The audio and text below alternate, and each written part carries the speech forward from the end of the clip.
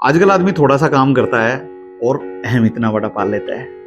एक किसान की कहानी है, बहुत ही प्यारी कहानी है। उसके पास दो घड़े होते हैं, उनमें से एक घड़े के अंदर सुराग होता है। किसान जब पानी लेके आ रहा होता है तो उसका पानी रास्ते में ही रह जाता है। सड़क किनारे पेड़ पौधों के काम तो आ जाता है लेकिन घर तक नहीं पहुंचता।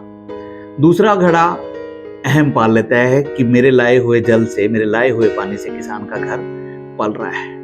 तो ये दूसरा घड़ा किसी काम का नहीं है, क्यों ना मैं इसको बाहर फेंकवा दूं। आजकल दूसरों के प्रति साजिश रचना बहुत आम हो गया है। ये आदमियों में नहीं, दूसरे जीवों में भी आ गया है। तो उसने एक साजिश रची, जानबूझ के किसान को सुनाने के लिए कि पास बैठा किसान सुन ले। उसने पहले वाले को बोला, तू नालायक है, किसी काम का नहीं है, तेरा पानी घर तक नहीं पहुंचता, क्यों बोझ बना हुआ है तू किसान के ऊपर। अब किसान ने ये बात सुन ली।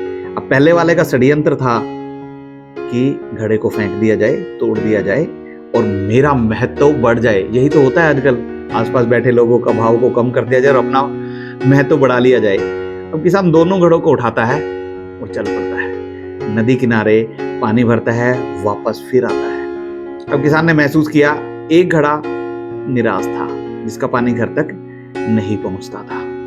किसान चुप रहा, पूरे रास्ते किसान ने कोई बात नहीं कही।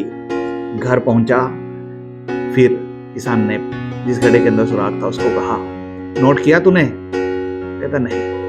कहता तेरा पानी उन पेड़ पौधों के काम आ रहा है जो सड़क किनारे हैं। अगर तेरा पानी नहीं होता तो वो पेड़ पौधे नहीं पल पाते, उनको पानी नहीं मिलता, वो मुरझा जाते, वो खत्म हो जाते।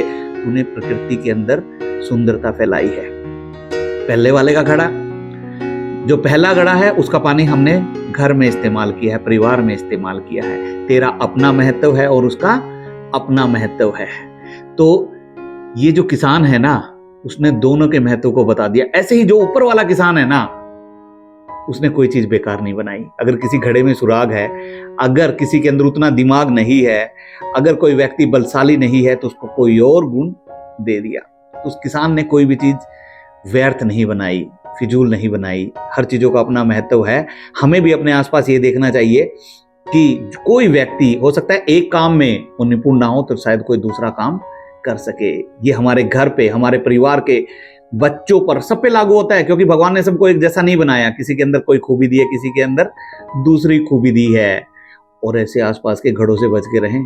आपके ऐसे घड़े आपको अपने आसपास बहुत सारे मिलेंगे जो आपकी अच्छाइयों का गुणगान नहीं करेंगे, और जब कोई कमी होगी ना, वो आपके बॉस को, परिवार में दूसरों को, पड़ोसियों को बताएंगे। देख लो आपके आसपास हो सकता है ऐसे बहुत सारे घड़े होंगे, लेकिन परमात्मा ने हर चीज जो भी बनाई है उसका महत्व है, कहीं ज्यादा है, कहीं कम है। तो उस किसान पे भरोसा रखें, उसने कोई चीज व्यर्थ नहीं बनाई।